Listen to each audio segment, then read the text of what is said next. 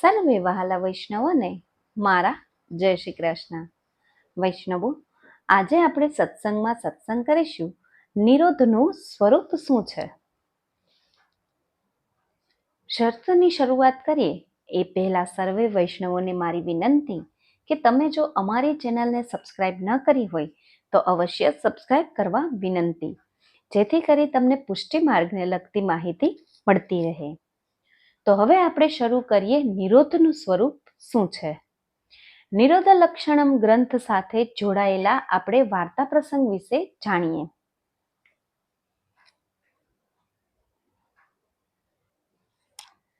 રાજા દુબે અને માધો દુબે નામના બે જીવ મહાપ્રભુજીના શરણે આવ્યા, વૈષ્ણવ થયા. ત્યારે શ્રી આચાર્યજી કહે, જાઓ મુકામેથી શ્રી ઠાકોરજીને લઈ આવો. એટલે માધા દુબે જઈને શ્રી ઠાકોરજીની ઝાપી લઈ આવ્યા. શ્રી આચાર્યજીએ શ્રી ઠાકોરજીને પંચામૃત સ્નાન કરાવી રાજા દુબે અને માધો દુબેના સાથે પધરાવ્યા અને આજ્ઞા કરી કે બધી જગ્યાએથી મન છોડીને નિરોધ કરી ભગવદ સેવા કરજો.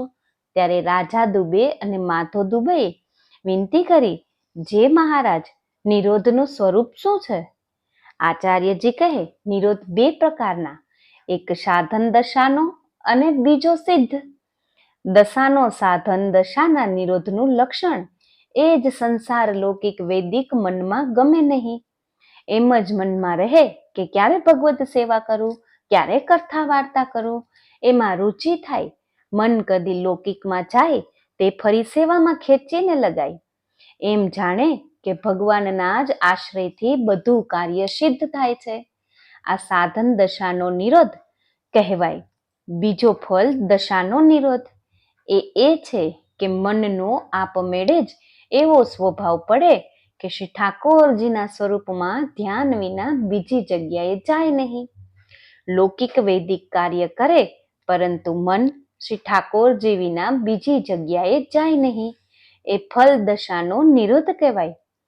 તેને આ સંસારનું સુખ દુઃખ અનેક તાપ બીજાને જે લાગે છે તે લાગે નહીં.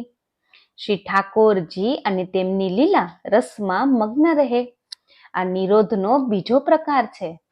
રાજા દુબે અને માધુ દુબેએ વિનંતી કરી, મહારાજ ધીરાજ, અમને તો બંને પ્રકારનો નિરોધ દુર્લભ છે. આપ જેમ અમને સંસાર સમુદ્રમાંથી ડૂબતા હાથ પકડીને શરણે લીધા છે, તે જ પ્રકારે નિરોધનું દાન આપ કરશો તો અમને કંઈક સિદ્ધિ થશે.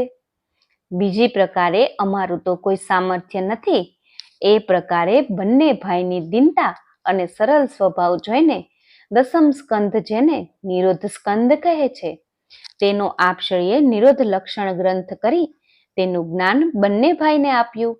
ત્યારે તત્કાલ બંને ભાઈનું મન અલૌકિક થઈ ગયું. લીલા રસનો અનુભવ થવા લાગ્યો. પછી શ્રી આચાર્યજી કહે, હવે તમારા ઘરે જઈ સેવા કરો. તેને નિરોધ કર્યો.